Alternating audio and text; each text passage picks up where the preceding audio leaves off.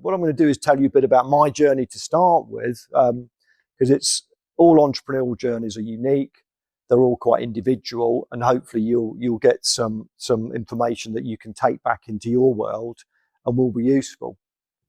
So my name's Rick Lowe. I'm a serial entrepreneur, and a couple of businesses I'm currently involved in one is called Brands In, and the other is called Supercults, and we take the rights to their intellectual property. So in the case of Disney, it could be Mickey Mouse. In the case of Universal Music, it could be the Rolling Stones or Billie Eilish or an artist. And we put them on products in fashion and we sell them into retail. So a lot of what we do is sell into big retailers, mainly around Europe. So people like Amazon, people like big supermarket chains would have been Topshop, ASOS, Boohoo. A lot of these retailers, either online or bricks and mortar, that we design ranges for and we sell that product. And we try to earn a living out of it. Retail is very difficult. But I wasn't a natural entrepreneur. My background story really is that I had a formal education. I did an engineering degree in electronics, which I found hideously boring, and I couldn't wait to finish it. And then I went off to America to do some traveling. I stayed there for a couple of years, and I came back and I got a job as a technical support engineer, actually in the city of London. And I wasn't very good at it. And then one day I got the opportunity to move into the commercial part of that business. And I found I was much better dealing with people and sales and business than I was with fiddling about with technology. So I had a normal, let's say, corporate career, but I always knew I didn't want the CEO's job. I didn't want golf days and a company Jaguar. That's not what really inspired me. And I did have a burning desire to achieve. I wasn't sure what it was, but I knew I wanted to set out and do something on my own. Now, for those who play video games, Space Invaders, and a lot of you won't remember Space Invaders, you might, it was like the first arcade game that went global.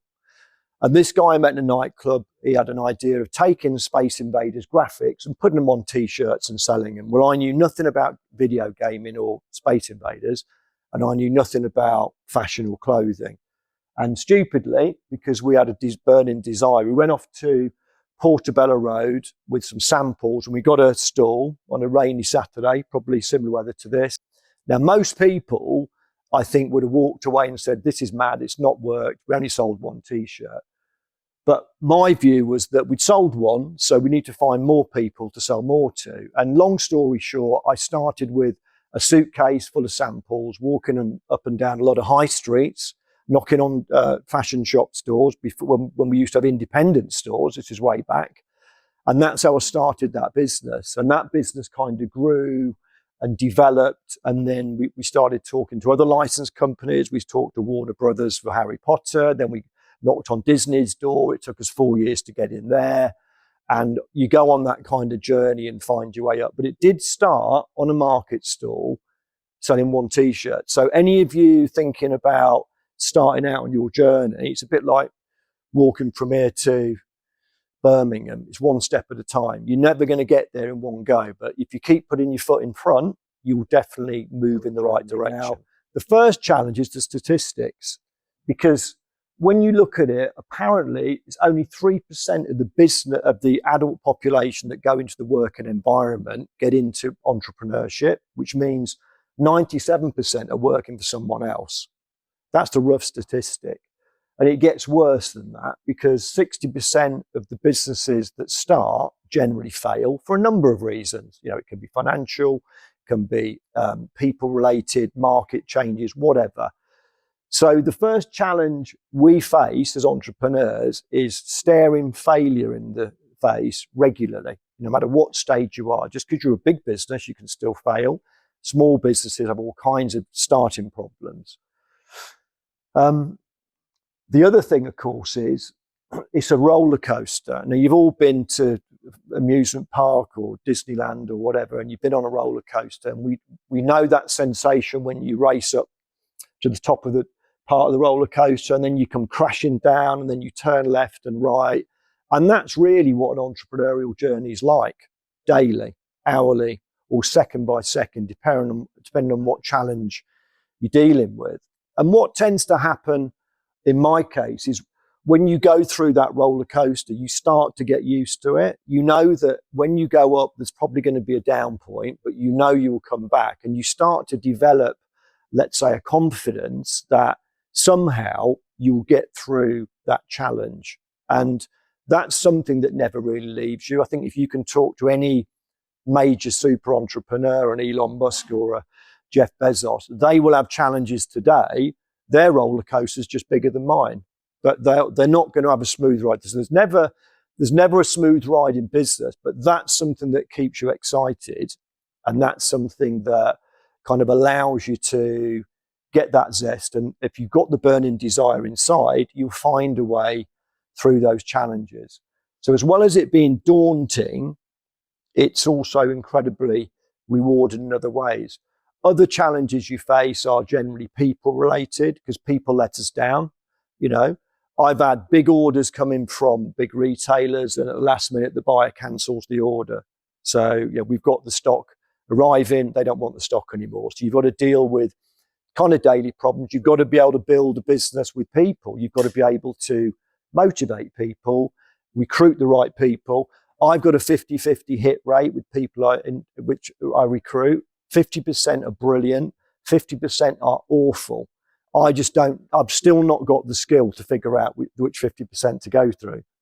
But you learn as you go. But it is, business is a daily battle. It's tough out there, no matter what industry you're in. And you've just got to roll your sleeves up and smile and enjoy it. We've gone off again. There we go. What's interesting is a lot of people say, what's the reward you get out of business, or what's the reward you get out of being an entrepreneur? I've thought quite a lot about this, and I've talked to a lot of entrepreneurs, and it's not really what you get physically. So virtually every entrepreneur is not money motivated. In fact, most humans aren't. We're recognition motivated. So the things we get back from people, from our own inner self and belief that we've achieved something, outweigh the assets and physical objects you can acquire with money or wealth in general.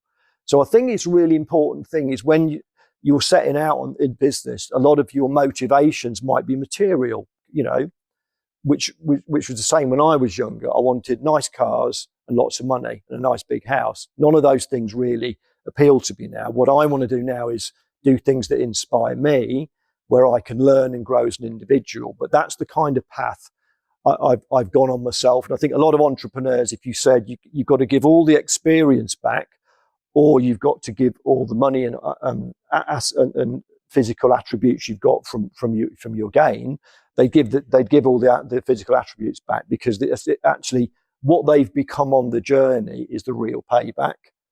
Because you will change as you go through life, especially as you go through some challenges and you learn. But I guess the ultimate advice, because Paddy asked us to talk about this as well, is I thought about the key things you're going to need that you can apply to life as well as business. And one is you've got to be resilient, because you will get knockbacks, you will get challenges, you will get huge opportunities, but opportunities generally come dressed in work clothes. No one ever gives you anything for free, that you've always got to generally work at it. And an opportunity is disguised as hard work. But you've got to be resilient in order to get through the roller coaster as an entrepreneur. Also, you shouldn't give up, because the world we live in, sadly, is fairly negative. The media is negative. People can be general. If you ask someone how they're getting on, or not bad, they never say actually pretty good. It's normally not bad. So we're all designed to kind of look, I guess, a little bit more at the darker side of things. But you should never really, most entrepreneurs, when they've been faced with monumental challenges, somehow find the ability to get through it by not giving up. The other area I kind of talk a lot about is personal responsibility, because everything that happens to you today and beyond is down to you. It's not the weather's fault. It's not the government's fault. If you can get yourself into a mindset where you take personal responsibility for everything that happens to you today and will happen to you, you will have a huge elevation off your shoulders in terms of weight, because you'll just deal with things as they come along to you. And I think that's something I've kind of got better at. It's been a skill I've had to learn, where if something happens, you just deal with it. You don't let it brush you off. You don't let it take you off course. You just park it in your mind, deal with it, and constantly move forward. And I think good entrepreneurs are able to do that. They brush off challenges and problems and keep the momentum going forward. That's me, really. The other key thing is you must enjoy the journey, because it's not so much the destination. A lot of us are focused on the end goal. It'll be great when I've done this. It'll be great when I've achieved this, or when I've built my business to a certain level. But the key thing to do in life in general, certainly for an entrepreneur's life, is to enjoy that journey, the people you meet, the person that you become, the success factors you get along the way, and the learnings you get. So I really do wish you all the best. You're starting out the world we're in now is at a pivotal point. There's so many more opportunities for us all with technology that weren't available when I started out, and Paddy as well. You should just embrace it, enjoy it, roll your sleeves up, be resilient, take responsibility, and don't give up. Thank you.